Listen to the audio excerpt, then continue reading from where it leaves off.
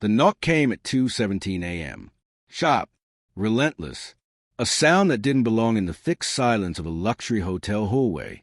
I remember sitting up in bed, heart thudding in my throat, disoriented by the beige walls and the faint hum of the air conditioner.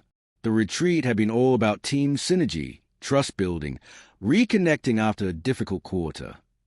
I'd half believed it might help, that maybe Michael and I, after months of distance, half-finished conversations, and that new way he avoided my eyes, might find our rhythm again. But that knock, those three curt, purposeful raps, was a sound of something unraveling. Mr. and Mrs. Trent, a voice called from the other side. This is hotel security. We need to speak with you. Michael stood beside me, groaning. What the hell? At this hour? I threw on the hotel robe, the cotton rough against my skin. He swung his legs off the bed, muttering something about idiots at the front desk. When he opened the door, two men stood there, one older, solidly built with a badge on his chest, the other younger, nervous, clutching a tablet. Apologies for the hour, the older man said. We've had a situation involving one of your company's guests. Michael's tone hardened. What situation? The younger one hesitated, glancing at the tablet. So, you're Michael Trent, Regional Director for Hallstrom Consulting, correct? Yes. What's this about? The older guard exhaled slowly. We'll need you to come with us. There's been a report. I felt the words like a chill moving through the room. A report. My mind reached for explanations. An accident, maybe? A fight at the bar? Someone drunk and disorderly? But as Michael's hand brushed through his hair, I saw it. Just a flicker in his eyes. Panic. The kind that flashes so fast you almost convince yourself you imagined it. Can this wait until morning? I asked. We've been asleep. The younger guard looked uncomfortable. I think you should come too. The security office smelled faintly of burnt coffee and something metallic. The fluorescent lights hummed above us, buzzing against the late-night silence. A small monitor glowed on the desk, showing a split-screen feed from the hotel's cameras, hallways, elevators, lobbies. Michael stood stiff beside me, jaw tight, hands shoved into his sweatpants pockets. Look, he said. Can someone explain what this is? The older guard typed something on the computer, then turned the monitor toward us. We received an alert from our night staff about suspicious activity on the executive floor. I glanced at Michael. The executive floor? That's not. The screen flickered. Then, grainy black and white footage filled it. A hallway, time-stamped 1:43 a.m. The camera angle faced a suite door. My breath caught as two figures came into view, a man and a woman. They were laughing softly, walking too close. The man wore a dark shirt I recognized instantly, Michael's. He leaned in, kissed her. The woman's hair fell over her face, long and blonde. When she tilted her head back, I saw it clearly. Lauren, his assistant. My stomach twisted so violently I thought I might be sick. For a moment, no one spoke. The faint hum of the fluorescent lights filled the silence. So, the older guard said quietly, we were obligated to verify who was in restricted areas. This is a corporate floor reserved for senior staff. Your suite, Mr. Trent, was registered under company billing. Our system logged 2 access cards used for entry, yours and Ms. Reed's. Michael's voice broke the silence like glass. This is insane. That could be anyone.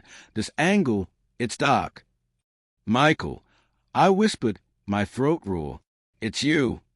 His head snapped toward me, eyes wide. No, Rachel, listen. The guard muted the video and stepped back politely, as if giving us space. But there was no space left. Only the sharp sting of betrayal, echoing louder than the hum of the lights. I was helping her with a client report, he said. His words tumbled too quickly. She was upset. She'd been drinking. She needed. You kissed her, I said. It was a mistake. I laughed, a brittle, broken sound. A mistake that started in your hotel room at 1:43 a.m. His silence was answer enough. The guards left us alone after that, promising discretion, saying they'd handle the matter internally. But their eyes told me everything. They'd seen this before. Another man in a suit. Another woman pretending not to fall apart. Back in the room, the air felt poisonous.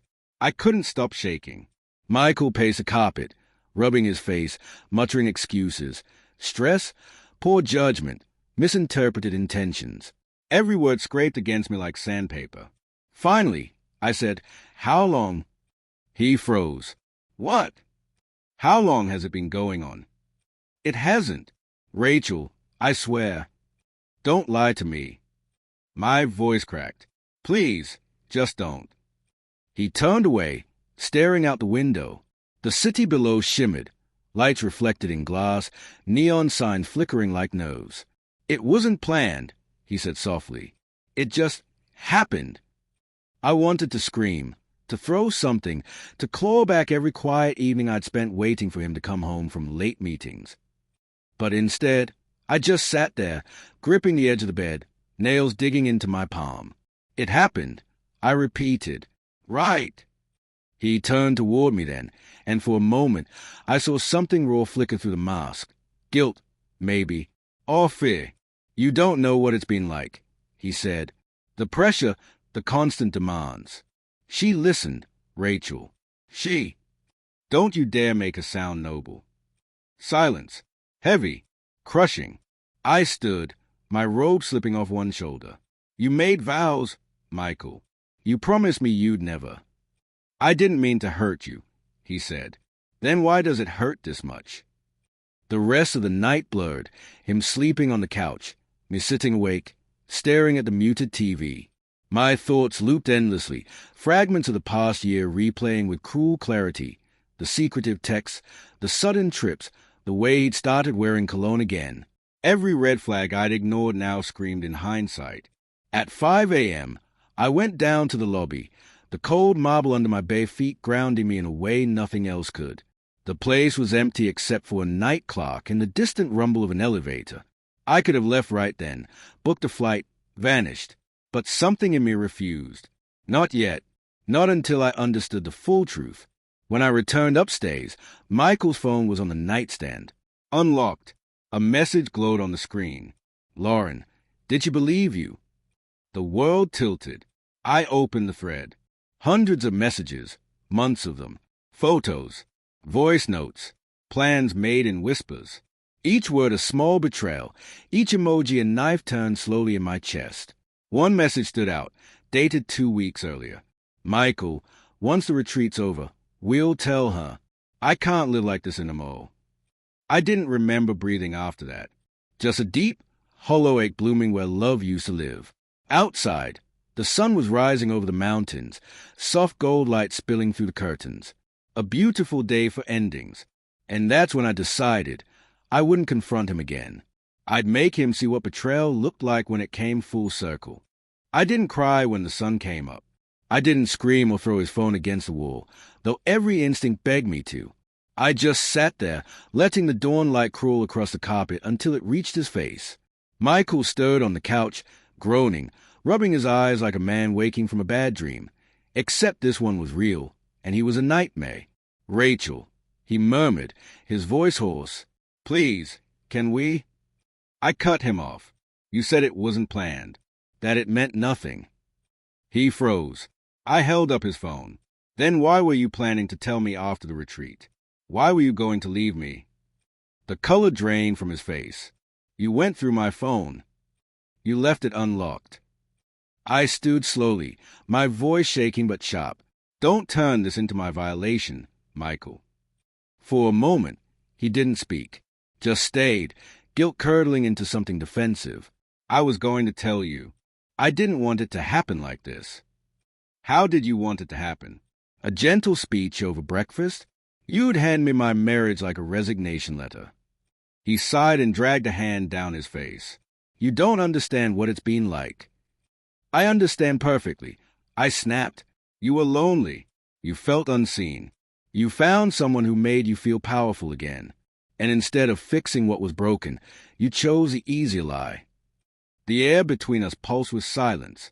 He sat heavily on the couch, elbows on his knees, face buried in his hands. "I didn't mean for any of this. I love you, Rachel. I swear to God, I do." I laughed then, a short, bitter sound. You love me? No. You love who I used to be. The woman who believed you were a good man. Breakfast was a blur of whispers and sideways glances. Word had already begun to spread through the retreat. Rumors carried faster than truth. Lauren was nowhere to be seen. Her absence said everything her presence couldn't. Colleagues avoided eye contact, speaking in lowered tones when I walked by. In the corporate world, infidelity wasn't shocking. It was just inconvenient. But I could feel it, the pity, the curiosity. They all knew something had happened. By noon, I'd stopped pretending. I told the coordinator I wasn't feeling well and slipped away, my hands trembling as I packed our things. Michael followed me into the room. You can't just leave, he said. I can, and I am. He reached for my suitcase. Please, Rachel, don't do this in front of the team. That made me stop. The team, not us. I toned, meeting his eyes. You're worried about the team seeing what you really are. He said nothing. His silence was its own confession. I zipped the suitcase, my movements deliberate, mechanical. Every motion kept the chaos inside me from breaking loose. Then my phone buzzed. A message from an unknown number. You deserve to know. Room 612. My heart pounded. I looked at Michael.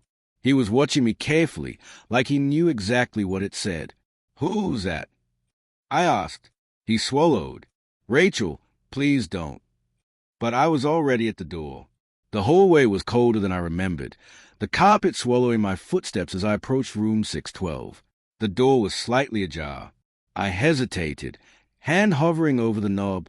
Inside, the room was dim, curtains half drawn. On the bed, Lauren. She looked younger without the office armor, blazers, and heels. Her makeup was smudged, eyes red and swollen. A half-empty glass of whiskey sat on the nightstand beside a crumpled tissue. When she saw me, she froze. Rachel. My name on her lips felt obscene. Who sent the text? I did. Her voice trembled. You deserve the truth. I stepped inside, closing the door behind me. And what truth is that, Lauren? That you slept with my husband? I already know. Tears welled in her eyes. It wasn't supposed to happen like this. Stop saying that. I took a step closer. You were supposed to be his assistant, not his alibi. She flinched. He told me you two were over. That you were. Don't. My voice dropped to a whisper. Don't you dare make me your justification. Her lip quivered. He said he loved me. He said that to me, too. Silence fell, heavy as wet wool. In that moment, I saw her not as the villain I'd imagined, but as another casualty of his cowardice. She was trembling, lost, believing the same lies I once clung to. I exhaled slowly. You should tell HR before he buries you to save himself. Her eyes widened. He'd never. He would. I looked at her one last time. He already has. Then I walked out, my heart pounding so loud it drowned out the click of the door behind me. By the time I reached the lobby, my decision was clear. Not vengeance. Not forgiveness. Something colder. Clarity. At the front desk, I asked for a copy of the security report. The night manager hesitated until I mentioned that I was copied on the corporate billing account. He handed it over without another question. The footage, the timestamps, the access logs, everything. That night, the retreat's final dinner filled the grand ballroom with forced laughter and cheap wine. Michael sat at the head table, wearing his most convincing mask, the charismatic leader, the man who had everything under control. He didn't see me enter. When the lights dimmed for the company's slideshow, I slipped a flash drive into the AV system. My pulse thundered in my ears. The screen flickered, first with the company logo, then the hotel security feed. A murmur rippled through the room. There it was, Michael and Lauren in that grainy hallway, laughing, kissing, disappearing into the suite. The timestamp glaring like a wound. Gasps filled the room. Someone dropped a fork. The VP's wife covered her mouth. Michael shot to his feet, face white. Turn it off. Turn it off right now. But the damage was done. The video froze on his face, the face of a man exposed. I stood then, calm in a way I hadn't been all week. "Ladies and gentlemen," I said softly, "I believe that concludes our trust-building exercise." And I walked out. The night air hit me like a wave of relief. I didn't look back, didn't wait for him to follow. I kept walking until the sound of the hotel faded into the dark hush of the mountain road. I didn't know what came next. Divorce papers, lawyers, the painful logistics of untangling a shared life. But for the first time in months, maybe years, I felt honest. At the edge of the parking lot, I stopped, staring out at the horizon. The retreat banner fluttered in the wind. Reignite, reconnect, renew. I almost laughed. Behind me, the hotel doors opened. Footsteps approached. For a second, I thought it was him. But it was Lauren. She looked wrecked. "He's losing everything," she said quietly. "The board suspended him. They're talking about termination." I nodded. Consequences tend to do that. She hesitated, eyes glossy with tears. I didn't mean for it to go that far. I just wanted him to choose. I studied her for a long moment. "He did." She broke then, sobbing softly. I didn't comfort her. I just stood there, the cold biting my cheeks, feeling something inside me settle. After a while, she turned and walked back toward the hotel, shoulders shaking. I stayed where I was, staring at the vast dark beyond the lights. There was no satisfaction, no triumph, only the strange, hollow quiet that comes after storm. But beneath it, a flicker of something else. Freedom. I pulled out my phone and booked the earliest flight home. As I turned toward the taxi stand, I caught my reflection in the glass doors, hair tousled, eyes tired, but alive. For the first time in a long time, I didn't see the wife of a man who lied. I saw a woman who finally stopped pretending. And that, I realized, was its own kind of redemption.